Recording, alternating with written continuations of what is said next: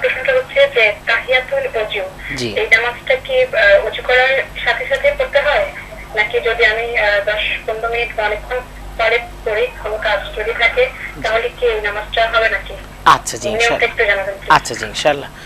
মুহতারাম, আমাদের বোন জানতে চেয়েছেন যে তাহিয়াতুল ওযু যে নামাজটা, এই নামাজ কি ওযু করার ঠিক সাথে সাথেই পড়তে হবে, নাকি কোনো কারণবশত ঘরের কোনো কাজের কারণে যদি 5-10 মিনিট দেরি হয় তাতে কি কোনো ক্ষতি হবে কিনা?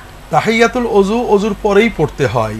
যদি আপনার ওযুর পরে কাপড় চোপড় পরা মানে নামাজের প্রস্তুতির বিলম্ব হয়, এটা দোষ নেই, কিন্তু আপনি ওযুর পরে যদি দুনিয়াবি অন্য কাজ করেন এরপরে পড়েন, তাহলে 2 রাকাত সালাত হবে, তবে তাহিয়াতুল ওযু হিসেবে আর গণ্য থাকবে না। তাহিয়াতুল ওযু হলো ওযুর পরে দুনিয়াবি অন্য কাজের আগে ওযুর হকটা আদায় করে আপনি অন্য দিকে যাবেন।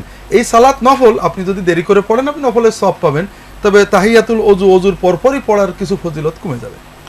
তো মুহতারাম, এর সাথে আরেকটি প্রাসঙ্গিক প্রশ্ন, সেটা হলো যে আমরা যারা পুরুষরা মসজিদে নামাজ পড়ে, যে অনেক ভাইদের হয়তো মনে প্রশ্ন জেগেছে যে তাহিয়াতুল মসজিদের ব্যাপারে কি হুকুম? জি, এটা গুরুত্বপূর্ণ। যে মুহতারাম, আমরা ওই যে ব্যাপারটি যে তাহিয়াতুল মসজিদের ব্যাপারে, যে খুব গুরুত্বপূর্ণ বিষয় বলেছেন। তাহিয়াতুল ওযুর চেয়ে তাহিয়াতুল মসজিদ বা দুখুলুল মসজিদ অনেক বেশি গুরুত্বপূর্ণ সুন্নত, কারণ রাসূলুল্লাহ সাল্লাল্লাহু আলাইহি ওয়াসাল্লাম তাহিয়াতুল ওযু নিজে পালন করেননি, তবে উৎসাহ দিয়েছেন, আর পালন না করলে কাউকে আপত্তি করেননি। আর তাহিয়াতুল মসজিদ বা দুখুলুল মসজিদ তিনি নিজে পালন করেছেন, পালন করতে উৎসাহ দিয়েছেন। কেউ মসজিদে যে যদি তাহিয়াতুল মসজিদ বা দুখুলুল মসজিদ না পড়ে বসে তাকে বকা দিয়েছেন।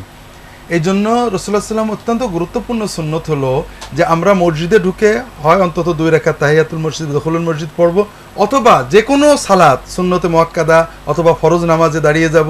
মসজিদে ঢুকে বসার আগে সালাত আদায় করে বসা হলো তাহিয়াতুল মসজিদ, অর্থাৎ মসজিদের সালামটা হলো সালাত নামাজ।